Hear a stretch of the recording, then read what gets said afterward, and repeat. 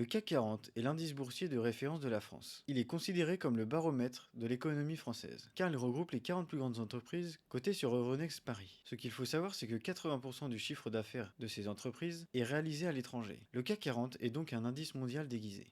Voici les 5 actions qui ont le plus grand poids dans l'indice.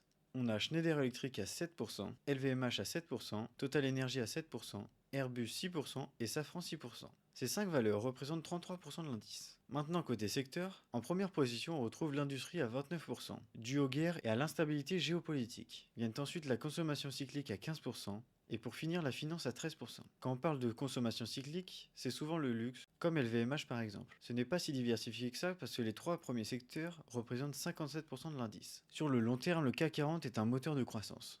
Son rendement moyen des 30 dernières années est d'environ 7,5%. C'est un chiffre solide qui vous montre le potentiel de la bourse sur le long terme. Sa volatilité, elle, est d'environ 19%. Donc on peut s'attendre à ce que l'indice varie de plus ou moins 15% par rapport à sa moyenne. Le marché n'est jamais en ligne droite. Le CAC 40 a connu des périodes difficiles, mais il a toujours su rebondir. Voici les 3 derniers crashs majeurs. La bulle internet dans les années 2000 avec un moins 58%. Vient ensuite la crise de 2008 avec moins 60%. Et plus récemment le Covid-19 avec une baisse rapide de 37%.